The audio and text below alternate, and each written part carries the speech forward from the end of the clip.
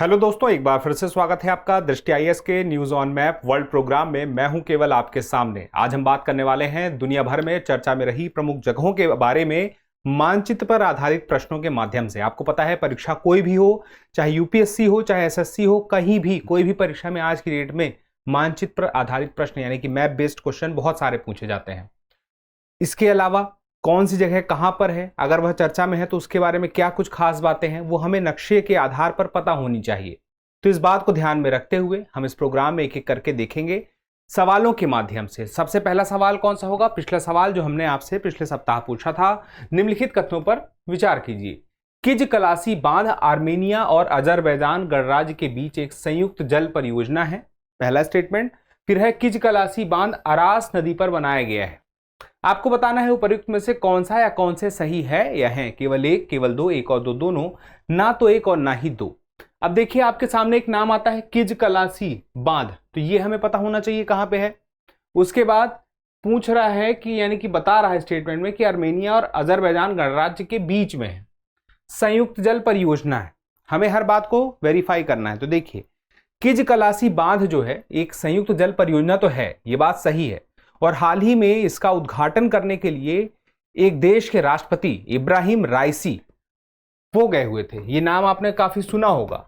इब्राहिम राइसी कौन है या कौन थे, अब हम कह सकते हैं, क्योंकि इस परियोजना के उद्घाटन के बाद कुछ समय बाद ही जब वो निकले वापस के लिए तो उनका दुर्घटना में देहांत हो गया। और बात की जाए तो वो ईरान के राष्ट्रपति हैं। ईरान के राष्ट्रपति अगर किसी संयुक्त जल परियोजना, दो देशों के बीच की संयुक्त जल परियोजना है और उसमें उद्घाटन करने जाते हैं, तो निश्चित सी बात है कि जो दो देश हैं उनमें से कोई एक होंगे, यानी कि आर्मेनिया और अजरबैजान नहीं है। वह दो देश कौन कौन से हैं? एक तो ईरान है और दूसरा अजरबैजान है। और उसी में किज कलासी डैम इस क्षेत्र पे मौजूद है। इसका मतलब क्या हुआ कि यहां पे स्टेटमेंट आर्मेनिया है वह गलत है, इस वजह से पूरा स्टेटमेंट गलत हो जाता है। दूसरा देखिए, किज कलासी बांध अरास नदी पर बनाया गया है। सीधी सी बात है, अगर बांध है तो किसी नदी पर होगा। नदी कौन सी है? नदी देखिए, ये अरास रिवर है। ये ईरान और अजरबैजान के बीच में जो किज कलासी डैम बना है, इसी में बना है। और आर्मेनिया आप देख लीजिए, ये दूरी पे है, डैम से इसका कोई संबंध नहीं है। तो इसका मतलब क्या है कि दूसरा स्टेटमेंट तो सही है लेकिन पहला गलत है। तो ऐसे में क्या बोलेंगे? केवल दो इसमें से सही कथन है। अब उसके बाद अगले सवाल पे आते हैं। सवाल देखिए, फारस की खाड़ी से संबंध है इसका। फारस की खाड़ी मतलब क्या है? फारस की खाड़ी मतलब इसी को पर्शियन गल्फ भी बोलते हैं। अब पर्शियन गल्फ के बारे में देखिए, इसकी सीमाएं ईरान, इराक, कुवैत, सऊदी अरब, बहरीन, कतर, संयुक्त अरब अमीरात और ओमान से लगती हैं। अब फारस की खाड़ी से कौन कौन से लगने वाले देश हैं हमें देखना होगा नक्शे के माध्यम से। दूसरी बात, फारस की खाड़ी और शेष विश्व से एकमात्र समुद्री निकास होर्मुज जल डमरू मध्य के माध्यम से है। तो होर्मुज जल डमरू मध्य है कहां पे? और दूसरी बात, क्या दावा किया जा रहा है कि फारस की खाड़ी और शेष विश्व के लिए निकलने के लिए एक ही रास्ता है, यानी कि फारस की खाड़ी से अगर कोई गुजरता है और उसको दुनिया में कहीं और जाना है तो उसे इस रास्ते पर जरूर जाना होगा जिसका नाम है होर्मुज जल डमरू मध्य। फिर तीसरा देखिए, केशम संयुक्त अरब अमीरात से संबंधित फारस की खाड़ी का सबसे बड़ा द्वीप है। अब आपको बताना है उपर्युक्त में से कौन सा या कौन से सही है या है। केवल एक, दो, केवल दो, केवल तीन या एक, दो, तीन। अब यहां पे देखिए नक्शे में फारस की खाड़ी आप पहचान रहे हैं, ये पर्शियन गल्फ है, इसी को बोलते हैं फारस की खाड़ी। ये क्या है? अरब सागर है। फिर उसके बाद आगे बढ़ेंगे तो gulf of Oman. Gulf of Oman के बाद देखें तो ये जो क्षेत्र है, ये आप देख रहे हैं, ये है स्ट्रेट ऑफ हॉर्मुज। लेकिन चलिए, अभी नहीं दिख रहा होगा, मैं आगे और विस्तार से दिखाता हूं। पहले ये देखिए पर्शियन गल्फ, ये है। अब देश देखिए कौन कौन से हैं पर्शियन गल्फ से लगे हुए। सबसे बड़ा एक आपको दिखाई देता है ईरान, फिर थोड़ा सा इराक, कुवैत, फिर आप देखिए सऊदी अरब। उसके अलावा यहां पे आप देखेंगे तो कतर, यहां पे आप छोटा सा देखेंगे तो एक बहरीन भी है। उसके अलावा यूएई भी है, ओमान भी है। अब आप सोचेंगे ओमान तो यहां है, ये गल्फ ऑफ ओमान। फिर ये ऊपर पर्शियन गल्फ से कैसे? तो देखिए, जो ओमान है उसका एक छोटा सा पार्ट, इसको देखिए, ये ओमान वाला क्षेत्र है जो हम ये नीचे का देख रहे थे, उसमें ऊपर यूएई आता है। अब ये देखिए यूएई आता है, ये वाला क्षेत्र ग्रीन वाला। फिर उसके बाद देखिए ये हल्का सा ऊपर का ये वाला जो क्षेत्र है जहां मैं मार्क कर रहा हूं, ये ओमान का ही क्षेत्र है। और इस नक्शे में आप देखें तो ये वो क्षेत्र है, हल्का सा ओमान वाला क्षेत्र है। और इसी के थोड़ा सा ऊपर आप देखें, उत्तर की तरफ जाएंगे तो स्ट्रेट ऑफ हॉर्मुज है। ये देखिए स्ट्रेट ऑफ हॉर्मुज है जिसकी मैं बात कर रहा था। और इसके फिर आगे बढ़ेंगे तो ये पर्शियन गल्फ है, यानी कि ये वाला क्षेत्र है। यहाँ पे हम बढ़ते हैं तो पर्शियन गल्फ में पहुंचते हैं। इस पर्शियन गल्फ से अगर कोई गुजरेगा और शेष विश्व में उसको जाना है पानी के रास्ते, तो उसे स्ट्रेट ऑफ हॉर्मुज, यानी कि यहाँ पर्शियन गल्फ से निकला तो उसे इससे गुजरना ही पड़ेगा। ये तो आपको दिख रहा है, और कोई रास्ता है नहीं, पीछे कोई रास्ता है नहीं। तो इसका मतलब क्या हुआ कि शेष विश्व से एकमात्र समुद्री निकास हॉर्मुज जलडमरू मध्य के माध्यम से है। ये बात तो सही है, फारस की खाड़ी से अगर कोई निकलता है तो वो रास्ते में मिलेगा हॉर्मुज, तो ये स्टेटमेंट सही है। लेकिन ये सारे देश हैं क्या, देख लीजिए, हमने एक बार देखा था देशों को, ईरान, इराक, कुवैत, सऊदी अरब, बहरीन, कतर, यूएई, ओमान, थोड़ा सा ये भी दिख जाएगा जो ऊपर में ये वाला पॉइंट है। अब यहाँ पे देखिए ईरान, इराक, कुवैत, सऊदी अरब, बहरीन, कतर, संयुक्त अरब अमीरात और ओमान, क्या इनमें से ऐसा कोई है जो हमें नहीं मिल रहा है? सारे के सारे देखिए मिल गए। अब उसके बाद केशम संयुक्त अरब अमीरात से संबंधित फारस की खाड़ी का सबसे बड़ा द्वीप है। क्या सच में ऐसा है? केशम आइलैंड, ये आप देख रहे हैं, ये जो है फारस की खाड़ी में तो है, लेकिन ये है किसका? ये क्या कहता है कि यह संयुक्त अरब अमीरात का है, लेकिन ऐसा है नहीं। ये है किसका? इसको ध्यान से देखिए, यह ईरान से लगा हुआ है, यानी कि ईरान से ज्यादा करीब है। ये केशम आइलैंड किसके पास है? ईरान के पास है। तो ऐसी स्थिति में ये संयुक्त अरब अमीरात का है, इसी वजह से यह गलत हो जाता है। पहला और दूसरा सही है, तो कितने सही हैं? केवल 2। या कौन सा या कौन से? तो 1 और 2 सही हैं। कितने कथन सही हैं ये होता तो हम कहते केवल 2, तो ये नहीं बोलेंगे, हम बोलेंगे 1 और 2 सही हैं, 3 सही नहीं है। अगर कुल स्टेटमेंट की बात पूछा होता तब हम बोलते कि केवल 2 स्टेटमेंट सही हैं, तो 1 और 2 सही है, ठीक है, ये अंतर होगा सवाल में। अब उसके बाद ताइवान जलडमरू मध्य के बारे में, ये सवाल बड़ा इंटरेस्टिंग है कि संबंध में निम्नलिखित कथनों पर विचार करके बताना है कि ताइवान जलडमरू मध्य पीला सागर का भाग है। तो हमें अवस्थिति पता होनी चाहिए कि पीला सागर कहाँ है, ताइवान कहाँ है।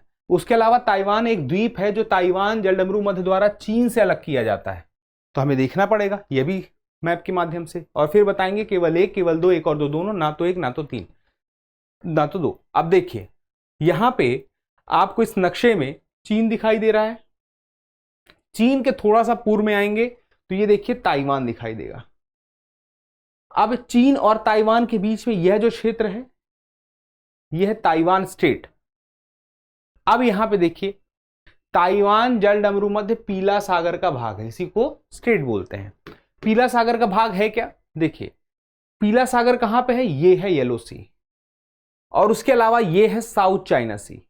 ताइवान स्टेट जो है, ताइवान जल संधि है, वह साउथ चाइना सी का पार्ट है, येलो सी का पार्ट नहीं है, ठीक है। तो इसका मतलब क्या हुआ, यह स्टेटमेंट गलत है। अब दूसरा देखिए, ताइवान एक द्वीप है जो ताइवान जलडमरू मध्य द्वारा चीन से अलग किया जाता है। ये तो मैंने आपको पहले ही दिखा दिया था। ताइवान एक द्वीप है, पानी में है, उस तरफ देखिए पश्चिम में इसके चीन है, लेकिन बीच में ताइवान स्टेट है, ताइवान जल संधि है, यही तो है सवाल में। ताइवान जलडमरू मध्य पीला सागर, ये सॉरी ताइवान एक द्वीप है जो ताइवान जलडमरू मध्य द्वारा चीन से अलग होता है। तो अलग किससे हो रहा है? चीन से ही तो अलग हो रहा है। तो इसका मतलब ये तो सही है हमारा स्टेटमेंट। तो कितना सही है, कौन सा सही है? केवल 2 इसमें सही है, ठीक है। चलिए अगले सवाल पे आते हैं। सखालिन 1 तेल और गैस परियोजना के संबंध में निम्नलिखित कथनों पर विचार कीजिए। देखिए सखालिन एक द्वीप है, वहां पे सखालिन 1, 2, 3 ऐसे मिल जाएंगे आपको क्षेत्र।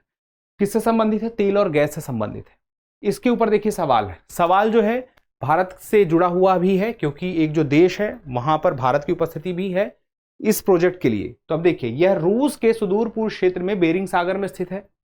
फिर उसके बाद भारत की सरकारी स्वामित्व वाली ONGC विदेश लिमिटेड इस परियोजना का पूर्ण स्वामित्व और संचालन करती है। उपर्युक्त में से कौन सा या कौन से कथन सही है? यह है केवल 1, केवल 2, 1 और 2 दोनों, ना तो 1 और ना ही 2। अब सवाल में देखिए यह रूस के सुदूर पूर्व क्षेत्र में बेरिंग सागर में स्थित है, हमें यह देखना है। चलिए अब ये रूस है, रूस के पूर्व मतलब ये वाला क्षेत्र हो गया। अब कह रहा है बेरिंग सागर में है, लेकिन सखालिन तो ये है, और ये कौन सा है? सी ऑफ ओख्टस्क। अगर ओख्टस्क सी है, इसका मतलब क्या हुआ कि जो कह रहा है बेरिंग सी वो नहीं है, तो इसका मतलब पहला स्टेटमेंट तो हमारा सीधे गलत हो गया, ठीक है। बेरिंग सी ये है, और यहाँ सी ऑफ ओक्टस है और यहीं पे ये लगा हुआ देखिए सखालिन है, अलग है, एक द्वीप के रूप में है, रूस का ही है, क्षेत्र है। तो पहला वाला स्टेटमेंट गलत हो गया। सुदूर पूर्व में है लेकिन बेरिंग सी में नहीं है, बल्कि बेरिंग सी से थोड़ा नीचे आइए, सी ऑफ ओक्टस में है। अब उसके बाद दूसरा देखिए, भारत की सरकारी स्वामित्व वाली ओएनजीसी विदेश लिमिटेड इस परियोजना का पूर्ण स्वामित्व और संचालन करती है। पूर्ण स्वामित्व नहीं है, 1/3 से भी कम है यहाँ पे स्वामित्व की अगर बात करें, अगर स्वामित्व कुल 100 है तो अन्य कंपनियों का भी यहाँ पे स्वामित्व है और भारत का 20-30% के आसपास है, यानी कि काफी कम है। तो ऐसी स्थिति में पूर्ण स्वामित्व वाली जो बात कह दी गई है वही है। यहाँ पे पूर्ण स्वामित्व अगर नहीं लिखा होता तो हो सकता है स्टेटमेंट सही हो जाता, लेकिन स्टेटमेंट हो गया है हार्ड। तो यहाँ पे हम इसको भी गलत बोलेंगे, पहले वाला भी गलत है, दोनों ही गलत हैं। तो ऐसे में सही जवाब क्या होगा, ना तो 1 और ना ही 2। अगले सवाल की तरफ आते हैं। अब चाहे तो सी ऑफ ओक्टस को देख सकते हैं, सखालिन जो है यहीं पे है, सी ऑफ इस क्षेत्र में है, और गैस के अलावा देखिए जो तेल की परियोजना है वो यहीं पे है, ओएनजीसी यहाँ पर मौजूद है। और ये देखिए सी ऑफ ओक्टस है और ये देखिए बीच में गैप है, यानी कि यह जो है रशिया का ही क्षेत्र है लेकिन सखालिन द्वीप है। ठीक है, अब अगले सवाल पे आ जाएं, इसका जवाब तो देख चुके हैं। अगला सवाल है यूनाइटेड किंगडम से। इस सवाल को हमने पहले भी कई बार कवर किया है। आपने इस बार देखा होगा यूपीएससी की परीक्षा में जो सवाल पूछे गए हैं उसमें से जितने सवाल पूछे गए हैं लगभग आप सारे सवाल अगर यह न्यूज ऑन मैप सीरीज को फॉलो किए होंगे तो उसके जवाब तक आपको पहुंचना आसान लग रहा होगा। अगर आपने बहुत इस बार अटेम्प्ट दिया ही होगा तो आप कह सकते हैं कि हाँ जवाब तक पहुंचे हैं, चाहे वो नॉर्थ सी वाला हो, चाहे साहिल क्षेत्र वाला हो, चाहे वह अमेरिका और उसके अलावा कनाडा की जो सीमा की बात है वो हो, और भी 2-3 सवाल हैं। तो सारे के सारे सवालों के जवाब, भारत का भी एक सवाल है नक्शे का, तो ऐसे में बड़े आसानी से पहुंचना आसान लग रहा है। अब इसमें देखिए यूनाइटेड किंगडम के संदर्भ में यूके में इंग्लैंड, स्कॉटलैंड, वेल्स और उत्तरी आयरलैंड शामिल है। फिर है कि यूके का सबसे बड़ा हिस्सा ग्रेट ब्रिटेन द्वीप है जो इंग्लैंड, वेल्स और उत्तरी आयरलैंड से बना है। फिर है यूके यूरोपीय संघ का सदस्य है। और उसके बाद उपर्युक्त में से कौन सा या कौन से कथन सही है, यह है केवल 1 और 2, केवल 1, केवल 2 और 3, उसके अलावा 1, 2 और 3। अब यहां पे फिर से देखिए नक्शे पर देखिए, स्कॉटलैंड, इसके अलावा इंग्लैंड, इसके अलावा वेल्स, एक द्वीप है बड़ा सा जिसमें स्कॉटलैंड है, इंग्लैंड है, वेल्स है। अब बोल रहा है यूके की बात कर रहा है, इंग्लैंड, स्कॉटलैंड, वेल्स, एक उत्तरी आयरलैंड भी है। उत्तरी आयरलैंड कहाँ है, नॉर्दर्न आयरलैंड। ठीक है, आयरलैंड द्वीप है उसमें एक नॉर्दर्न आयरलैंड है, एक रिपब्लिक ऑफ आयरलैंड है, पर ये अलग है। ये है नॉर्दर्न आयरलैंड, सिर्फ इतना देख लें। तो स्कॉटलैंड, इंग्लैंड, वेल्स और नॉर्दर्न आयरलैंड ये मिला के क्या बनता है, ये यूरोप के, देखिए ये फ्रांस से थोड़ा सा आगे जाएंगे तो ये हमें मिलेगा आपको पूरा का पूरा यूरोप का ही क्षेत्र है और इसी को हम क्या बोलते हैं, यूके बोलते हैं। लेकिन याद रखिएगा यूके किसको बोल रहे हैं, इंग्लैंड, स्कॉटलैंड, वेल्स और उत्तरी आयरलैंड, ना कि हम रिपब्लिक ऑफ आयरलैंड, इसको शामिल नहीं किया है। ठीक है, तो ये तो यूके है, ये बात सही है, स्टेटमेंट हमारा ये सही है। उसके बाद देखिए यहां से हमें समझना है यूके का सबसे बड़ा हिस्सा ग्रेट ब्रिटेन द्वीप है जो इंग्लैंड, वेल्स और उत्तरी आयरलैंड से बना है। यूके का सबसे बड़ा हिस्सा, ये जो हिस्सा है जिसको हमने कहा था कि बहुत बड़ा हिस्सा अलग ही दिखाई देता है क्योंकि इसके अलावा तो नॉर्दर्न आयरलैंड बचता है, इसको नॉर्दर्न आयरलैंड को छोड़ दीजिए तो स्कॉटलैंड, इंग्लैंड और वेल्स को मिला के ये जो पूरा का पूरा हिस्सा है इसी को हम क्या बोलते हैं, ग्रेट ब्रिटेन। और यही देखिए इंग्लैंड, वेल्स और उत्तरी आयरलैंड, इससे क्या बना है, ग्रेट ब्रिटेन। अब यहां पे देखिए उत्तरी आयरलैंड से बना है, क्या उत्तरी आयरलैंड है ना, देख लीजिए ये तो स्कॉटलैंड है, इंग्लैंड है, वेल्स है, उत्तरी आयरलैंड लिखा है ना, ये गड़बड़ हो गया। अगर ये तीनों होते तो हम कहते ग्रेट ब्रिटेन है, तो इसका मतलब यह गलत है स्टेटमेंट। उसके बाद यूके यूरोपीय संघ का सदस्य है। अब यूके यूरोपीय संघ का सदस्य है, इसका मतलब समझिए यूरोपीय संघ का सदस्य यूके नहीं है क्योंकि वह ब्रेक्जिट कर चुका है, यानी कि ईयू से, यूरोपियन यूनियन से निकल चुका है, तो वह सदस्य नहीं है। यह बात सदस्य है बोल दिया, इस वजह से यह गलत है। ठीक है, तो यह भी गलत है और इसके अलावा दूसरा स्टेटमेंट भी गलत है, सिर्फ पहला सही है। तो उत्तर क्या होगा, केवल 1 होगा। ठीक है, चलिए अगले उस पे आ जाते हैं। लाल सागर के संबंध में निम्नलिखित कथनों पर विचार कीजिए। लाल सागर हिंद महासागर को अटलांटिक महासागर से जोड़ता है। लाल सागर की सीमा से लगे देश सऊदी अरब, यमन, मिस्र, सूडान और इथियोपिया है। फिर है लाल सागर की दरार अफ्रीका की महान दरार घाटी का हिस्सा है। इसमें बताना है उपर्युक्त में से कितने कथन सत्य हैं? केवल एक, केवल दो, सभी तीन या कोई भी नहीं। तो इसमें याद रखिएगा पहला वाला देखिए, लाल सागर को हम पहले समझ लेते हैं है कहाँ पे। हिंद महासागर को अटलांटिक महासागर से जोड़ता है, नहीं जोड़ता है। लाल सागर है कहाँ पे? देखिए लाल सागर यहाँ पे है, ये हिंद महासागर है। अगर हम यहां से चलें और लाल सागर होते हुए फिर स्वेज कनाल जो कहते हैं, स्वेज कनाल से होते हुए हम यहाँ पे आएंगे, मेडिटेरियन सी में आएंगे, फिर आगे बढ़ेंगे तो हम अटलांटिक महासागर में पहुंच जाएंगे। तो पॉसिबल तो है और उसका पूरा रास्ता है। जैसे यहाँ से हम देखें तो हिंद महासागर से, अरब सागर से होते हुए फिर यहाँ पे शुरुआत में अदन की खाड़ी आएगी, फिर बाब अल मंडेब जल डमरू मध्य आएगा, फिर उसके बाद लाल सागर आएगा, फिर यहाँ स्वेज नहर आएगा, फिर भूमध्य सागर आएगा, फिर जाके। तो ये पूरा का पूरा क्रम है, इस क्रम को समझना है, ध्यान रखना है, ठीक है। हिंद महासागर, अदन की खाड़ी, बाब अल मंडेब, स्वेज नहर, उसके पहले लाल सागर, फिर भूमध्य सागर, फिर ये अटलांटिक महासागर। तो यहाँ पे ये बात तो सही है, पहला सही है। दूसरा, लाल सागर की सीमा से लगे देश सऊदी अरब, यमन, मिस्र, सूडान और इथियोपिया। कैसा है हमें देखना पड़ेगा। देखिए ये रेड सी को हमने पास में देखा है। अब यहाँ पे देखिए मिस्र, इसी को क्या बोलते हैं? इजिप्ट बोलते हैं। सूडान, तो ये मिस्र वाला क्षेत्र हो गया, ये सूडान हो गया, ये इरिट्रिया हो गया, यहाँ पे जिबूती हो गया, ठीक है, यमन होगा, सोमालिया हो गया, सऊदी अरेबिया हो गया, ठीक है। अब ऐसे में आप देखिए जो आपको विकल्प सऊदी अरब, यमन, मिस्र, सूडान, ये सारे मिल गए, लेकिन क्या इथियोपिया आपको मिला है? इथियोपिया देखिए आपको नहीं मिला होगा। आप ये सारे नामों में इथियोपिया आप कहीं देख पा रहे हैं? इथियोपिया क्यों नहीं दिख रहा है? क्योंकि इथियोपिया ये है, ये क्या है?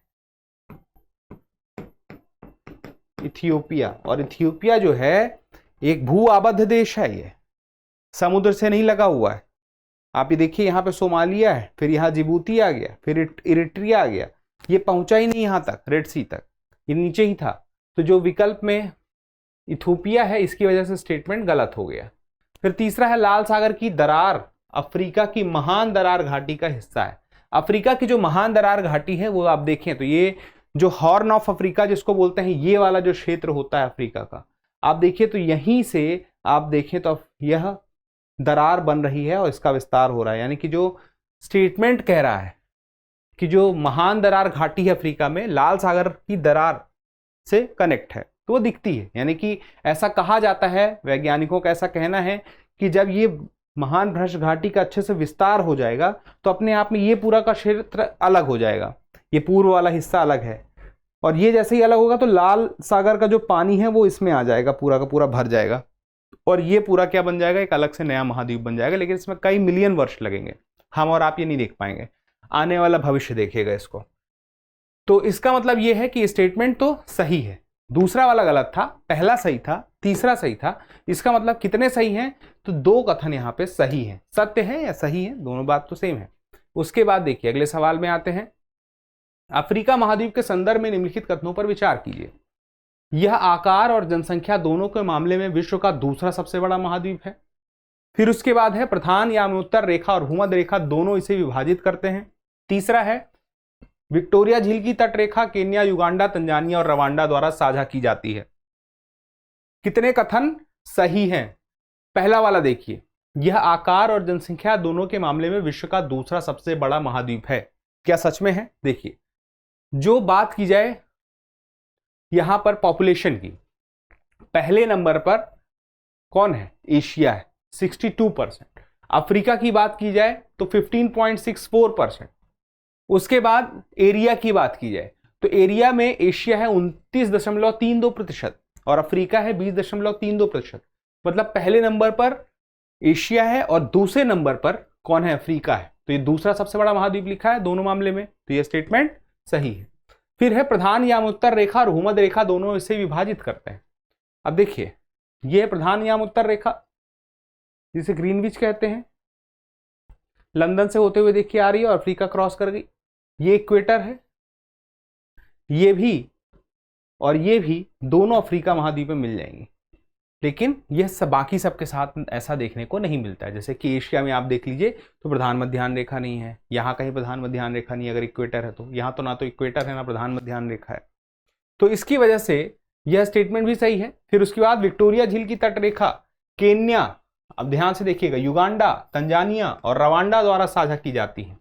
अब विक्टोरिया झील की बात करें तो अफ्रीका में देखिए यह जो मौजूद है विक्टोरिया झील, महत्वपूर्ण झील है। युगांडा, केन्या, ये देखिए ये सीमा है, तो ये वाला क्षेत्र केन्या है और ये वाला क्षेत्र युगांडा है और ये वाला जो क्षेत्र है तंजानिया है।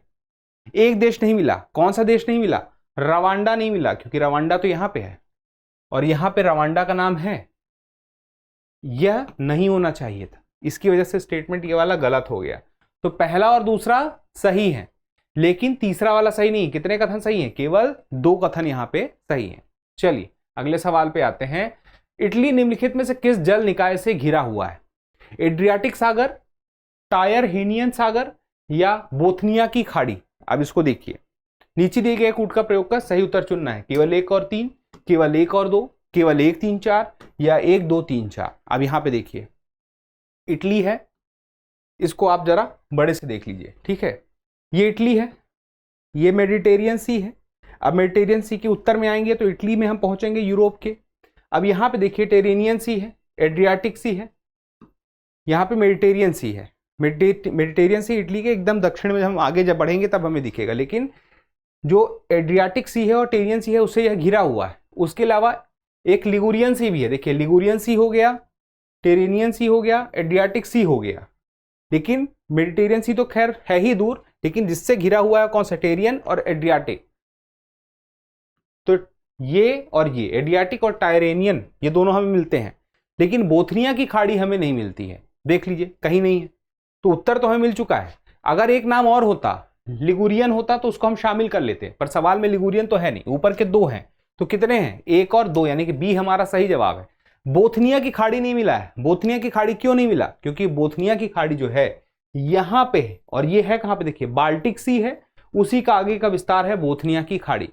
देखिए अभी हाल ही में एक सवाल आया था फिनलैंड से संबंधित कि जो नॉर्थ सी है उससे कौन कौन से देश लगे हुए, उसमें 4 देशों के नाम थे। रूस का नाम था, फिनलैंड का नाम था, जर्मनी था, उसके अलावा एक और देश था। तो ऐसे करके 4 देश थे, जिसमें से फिनलैंड नहीं था, क्योंकि फिनलैंड का जो है यहां से लगा हुआ है, बाल्टिक सी से लगा हुआ है, ठीक है। चलिए अब ये तो स्पष्ट हो गया है आपका। जब आप अगले सवाल पे आए, अगला सवाल देखिए, अभ्यास प्रश्न है आपका। अगले सप्ताह इसका आपको जवाब देना है कि कुवैत के संदर्भ में निम्नलिखित कथनों पर विचार कीजिए। यह अरब प्रायद्वीप पर स्थित है और ईरान, इराक तथा सऊदी अरब के साथ भूमि सीमा साझा करता है। फिर उसके बाद फारस की खाड़ी का सबसे बड़ा द्वीप केशम कुवैत का है।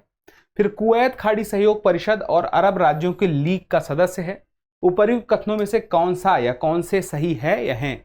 केवल 1 और 2, केवल 2, केवल 3, 1 2 और 3। तो अपना जवाब कमेंट करके जरूर बताइएगा, क्योंकि जब आप जवाब देते हैं, कमेंट करते हैं, तो हमें भी और बेहतर करने की प्रेरणा मिलती है। फिलहाल के लिए इतना ही, जल्दी मिलते हैं अगले एपिसोड में। तब तक के लिए स्वस्थ रहें, मस्त रहें और पढ़ते रहें। धन्यवाद।